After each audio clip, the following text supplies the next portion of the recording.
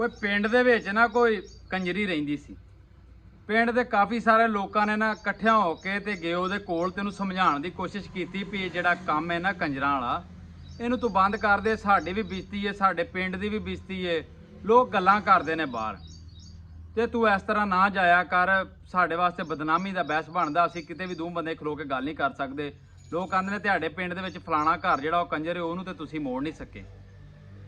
ਉਹ ਇਸੇ ਤਰ੍ਹਾਂ ਨਾ ਗੱਲ ਸਮਝਾਉਂਦਿਆਂ ਨਾ ਉਹ ਜਿਹੜੇ ਕੰਜਰ ਘਰਾਨਾ ਸੀ ਨਾ ਉਹਨਾਂ ਨੇ ਉਹ ਜਿਹੜੇ ਪਿੰਡ ਦੇ ਜਿਹੜੇ ਮੌਜੂਦ ਲੋਕ ਸਨ, ਸ਼ਰੀਫ ਲੋਕ ਸਨ ਨਾ, ਉਹਨਾਂ ਦੇ ਉੱਤੇ ਉੱਚੀ ਉੱਚੀ ਰੌਲਾ ਪਾਉਣਾ ਸ਼ੁਰੂ ਕਰ ਦਿੱਤਾ ਤੇ ਗੱਲ ਨੂੰ ਬਾਹਰ ਨਾ ਸੜਕ ਤੇ ਲੈਣ ਦਾ।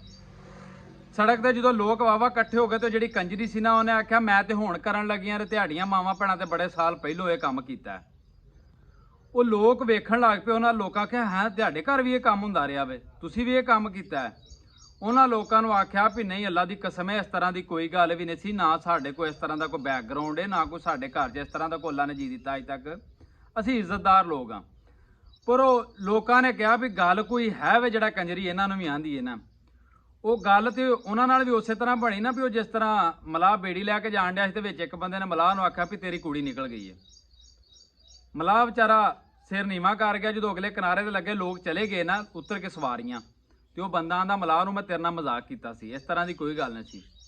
ਪਰ ਮਲਾਹ ਨੇ ਆਖਿਆ ਭਾਵੇਂ ਤੂੰ ਮਜ਼ਾਕ ਕੀਤਾ ਸੀ ਨਾ, ਲੇਕਿਨ ਉਹ ਜਿਹੜੀਆਂ ਸਵਾਰੀਆਂ ਸਨ ਅੱਲਾ ਜਾਣੇ ਕਿੱਥੋਂ ਦੀਆਂ ਸਨ।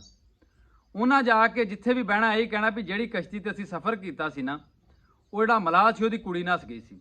ਉਹਨਾਂ ਇਸ ਗੱਲ ਨੂੰ ਸੱਚ ਸਾਬਤ ਕਰ ਦੇਣਾ। ਮੈਂ ਮੇਰੇ ਵਾਸਤੇ ਜ਼ਿੰਦਗੀ ਵਾਸਤੇ ਬਦਨਾਮੀ ਦਾ ਬਹਿਸ ਬਣ ਗਿਆ। ਅਗਰ ਨਹੀਂ ਵੀ ਨੱਸੀ ਤੇ ਮੇਰੇ ਲਈ ਉਹ ਨੱਸ ਗਈ ਹੈ। ਉਹ ਲੋਕਾਂ ਵੀ ਇਸੇ ਤਰ੍ਹਾਂ ਗੱਲ ਕੀਤੀ। ਉਹਨਾਂ ਆਖਿਆ ਵੀ ਗੱਲ ਕੋਈ ਹੈ ਵੇ ਜਿਹੜਾ ਨਾ ਇਹ ਕੰਜਰੀ ਵੀ ਇਹਨਾਂ ਦਾ ਨਾਂ ਲਿਆ ਨਾ, ਨਹੀਂ ਤੇ ਤੇਰਾ ਮੇਰਾ ਕੰਜਰੀ ਕਿਉਂ ਨਹੀਂ ਨਾਂ ਲੈ ਲਿਆ। ਗੱਲ ਇਹ ਵੀ ਉਹ ਇੱਕ ਕੰਜਰਾਂ ਨੂੰ ਇੱਕ ਇੱਜ਼ਤਦਾਰ ਘਰ ਬਣਾਉਣ ਗਏ ਸਨ ਤੇ ਇੱਜ਼ਤਦਾਰ ਲੋਕ ਸਨ ਤੇ ਉਹ ਇੱਜ਼ਤਦਾਰਾਂ ਨੂੰ ਕੰਜਰਾਂ ਨੇ ਕੰਜਰ ਬਣਾ ਦਿੱਤਾ।